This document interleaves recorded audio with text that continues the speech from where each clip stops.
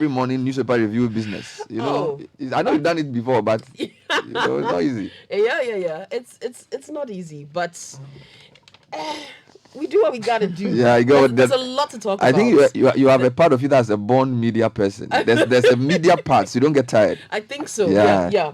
I think if we got tired of this, we wouldn't be doing it. You enjoy the stage. Yeah, that's somehow. good. Yeah, I like that. Obudai, good morning again. Hello, good morning. I'm looking forward to today. Giddy.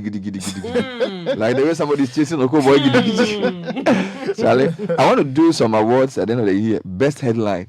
Yes. You know, there's a key contender at the Herald. It says somebody's chasing Oko boy giddy. Charlie. And the pictures if you use cry or serious.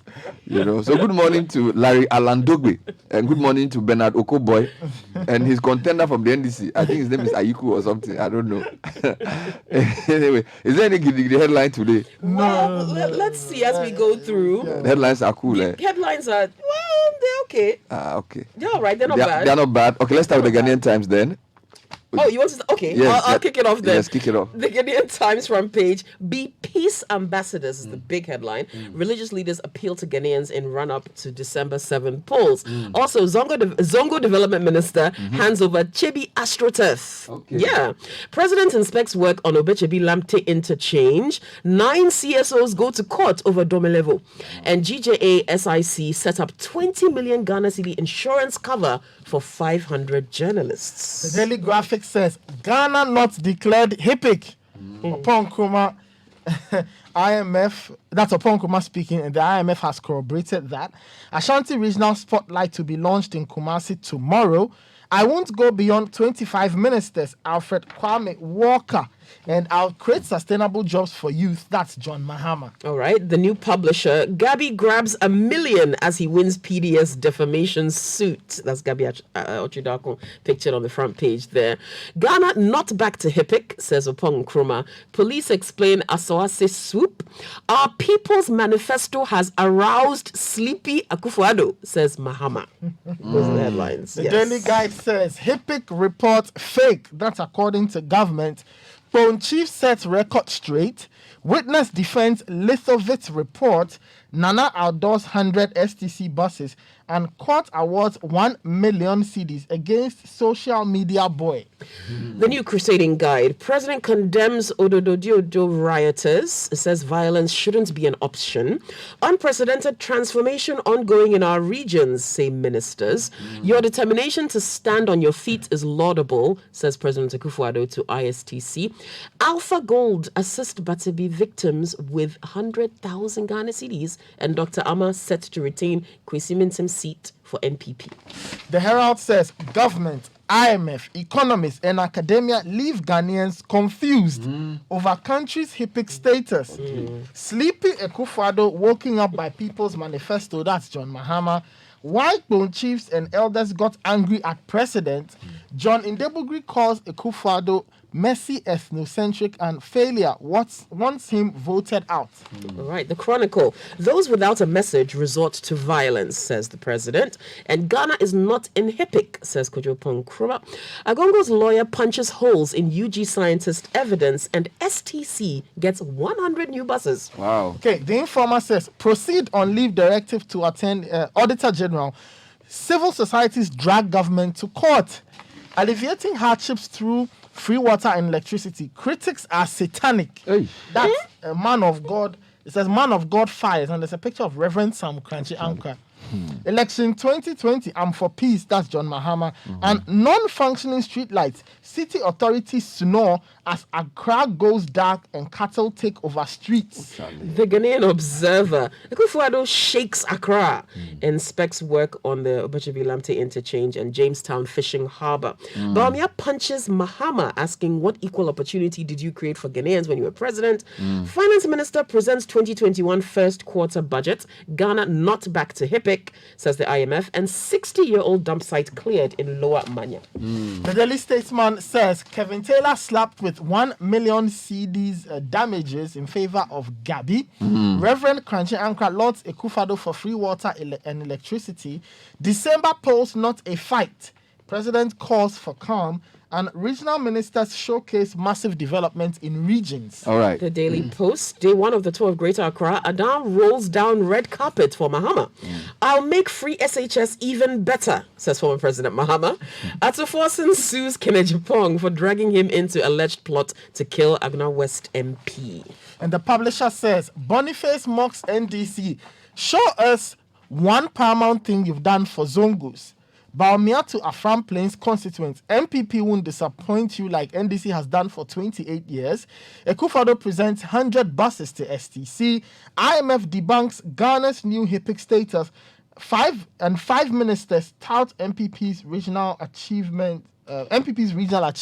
The Finder, Ekufado hands over 100 buses to STC, says carnage on our roads is too much. 5 regional ministers tout massive transformation with a litany of projects. Dr. Awal calls on Yana, appeals to youth to consolidate Dagbon peace. Court awards Gabriel Ochidakun 1 million Ghana cedis in Kevin Taylor defamation suit.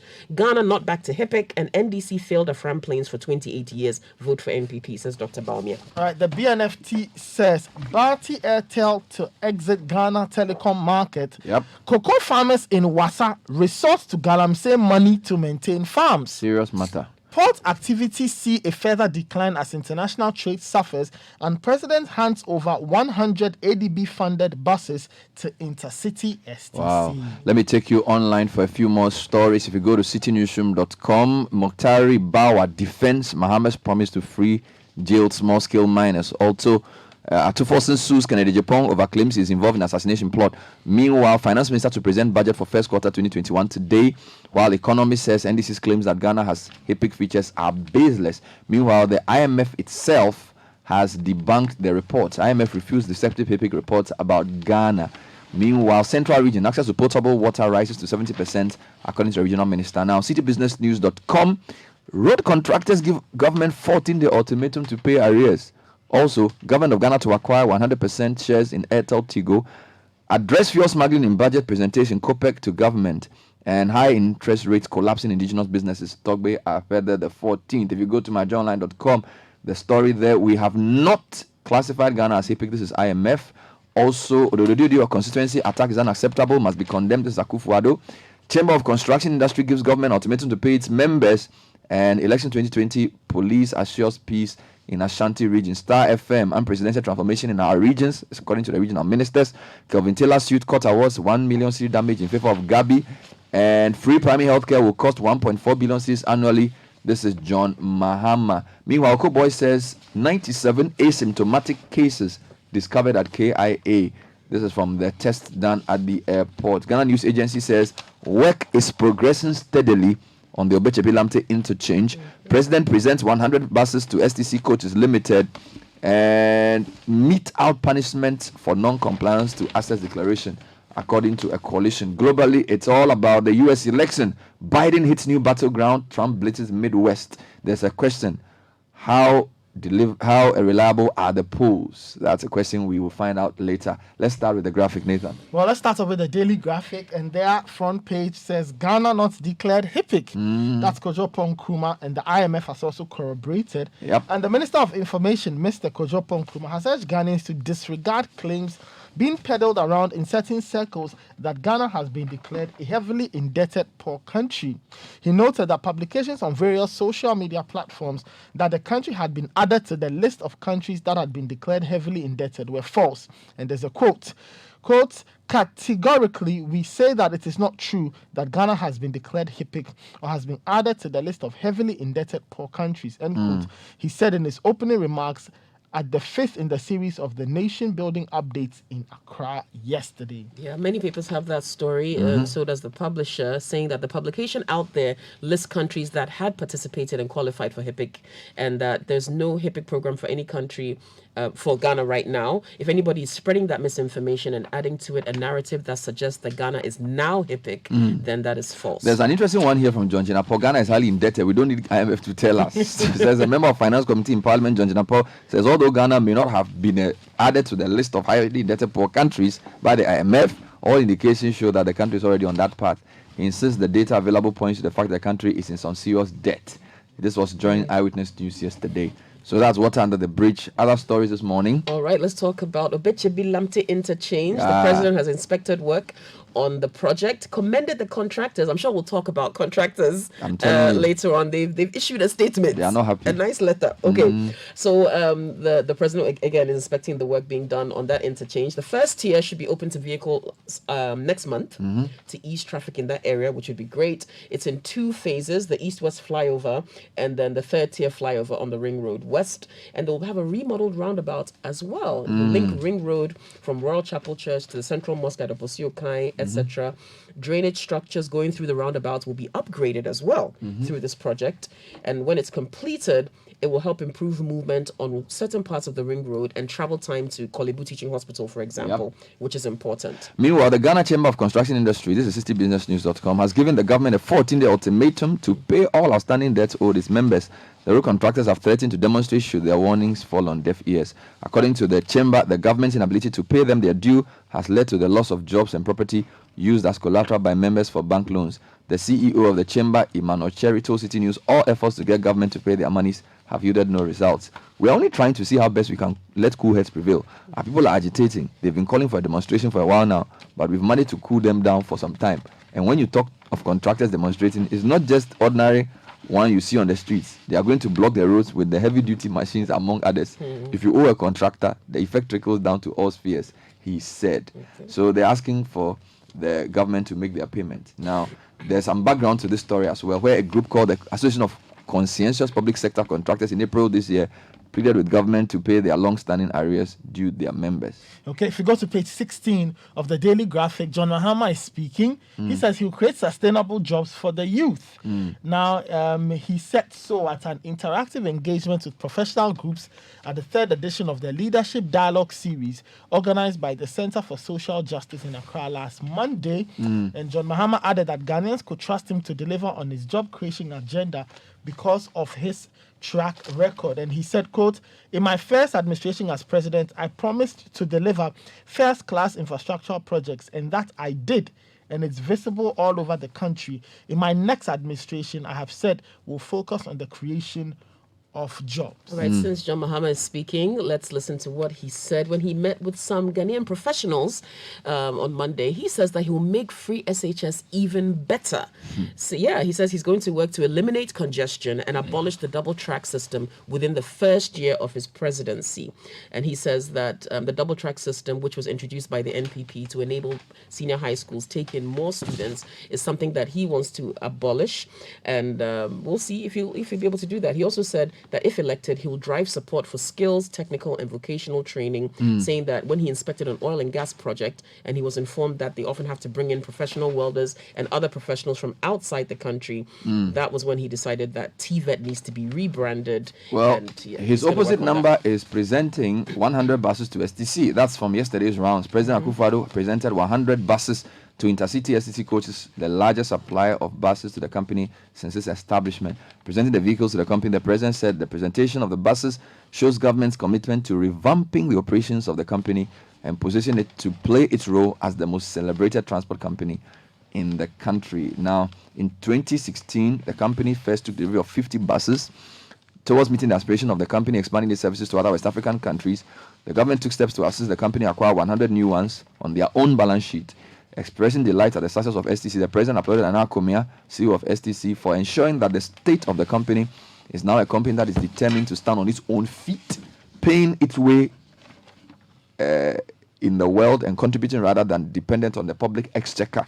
We should give a very big round of applause to the CEO and management of STC, Nana Akomia, receiving some well-deserved funds there. Then there are photos of the 100 buses. So now over 150 buses challenging the private sector in a very strong way. Nathan, let's come back to you. What else do you have? Daily Guide? Yes, if you go to page 6 of the Daily Guide, they had the STC story, but they have one tiny story here in the corner somewhere about Gabby's court case and his issues with Kevin Taylor. So an Accra High Court has awarded damages of 1 million cedis against a controversial social media commentator, Kevin Taylor, who is domiciled in the United States, for defamatory statements he made against MPP strategist Gabi Asare Otridakun of the Dankwa Institute fame.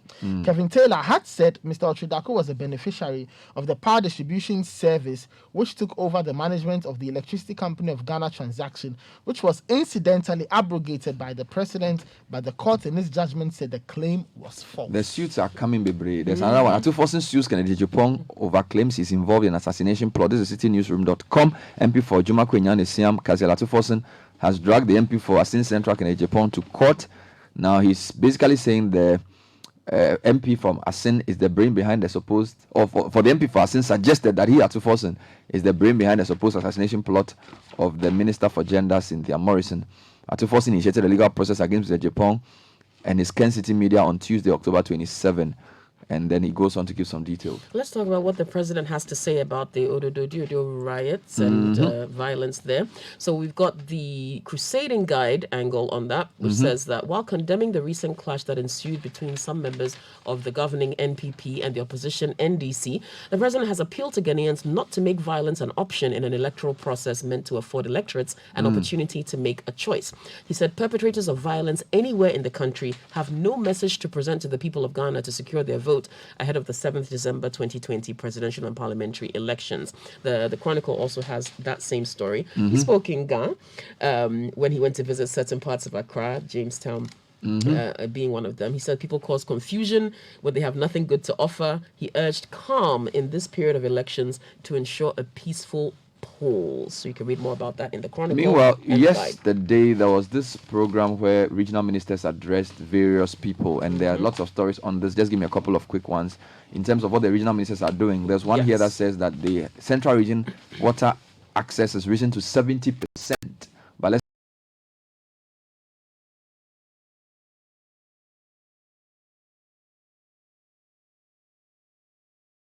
regional ministers under President Akufo-Addo's administration have been touting achievements from their government and say that the president should be commended for steering the country's economy back to where it belongs. Highlighting government achievements in her region, the Bono regional minister, Evelyn Amakumi Richardson, commended government for constructing a youth development center in Doma. She says plans are far advanced to construct another one in Sunyani. In agriculture, she emphasized that through planting for food and jobs, farmers in her region have benefited from improved and subsidized seeds, which have increased yields in her region. As you said, the Central Regional Minister also spoke, Kwame Duncan. He says they've also benefited a lot. Ekumfi fruit juice processing, Casa de Ropa potato, increase in yields in cocoa production. Northern Regional Minister also spoke. He's resolved the long-term disputes in the region to bring development. Volta Regional Minister also had a lot to say. Okay. So yeah, you can read more about that in the Crusading Guide. If you go to the Daily Statesman, they have that story. But on page 3, Reverend Sam Kranchi Anka. It's in the news. Yes. Now he's the Apostle General of Royal House Chapel International, and he has described as, quote, satanic spirit of envy and jealousy, end quote. Jesus. The actions of people who criticize the president for supporting Ghanaians with free water and electricity as part of measures to mitigate the financial impact of the COVID-19 pandemic on the poor. The respected cleric contends that rather than criticizing, opposition parties should celebrate the president and his government for being sensitive to the plight of the poor. Okay, let me give you some quick business stories this morning. Address fuel smuggling in budget presentation, COPEC to government. This is because Finance Minister is presenting a first quarter 2021 budget. That's on citynewsroom.com. Then there's one here I find quite interesting. Government to acquire 100% shares in Airtel Tigo. Story by Bobi says stakeholders in Ghana's telecommunications industry are confident the acquisition of 100% stake of shares of Airtel Tigo by government of Ghana will not impact the user experience of the customers of the network. According to them, aside from the transfer of the shares from Bharti Airtel to Ghana's government, businesses should go on without any interruption. Now, information cited by City Business News indicates that government of Ghana and Airtel Tigo are in advanced stages of conclusion of an agreement for transfer of the latter as a going concern, meaning it has the resources needed to continue operating. Now, Airtel Tigo is a joint venture between Airtel and Millicom International Cellular. India's second largest telecom operator, Bharti Airtel, holds a non-controlling 49.95% share in Airtel Tigo. And 2020 first quarter data from NCA showed that at the end of March, Airtel Tigo held the third position for both voice and data subscribers with a market share of 20 and 15.8% respectively. Let's go to page 3 of the BNFT, and it says cocoa farmers in Wassa resource to galamsey money to maintain farms. Edward J. Frimpong wrote this story, and he writes, some cocoa farmers in the Wassa enclave of the Western region have resorted to proceeds they realize from trading off portions of their farms to illegal miners in order to maintain their cocoa farms, the BNFT has gathered.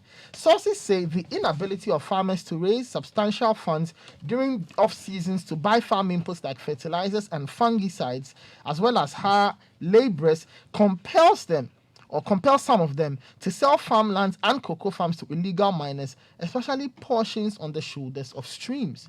Moreover, farmers who might not be under any financial pressure willingly sell cocoa farms to the illegal miners.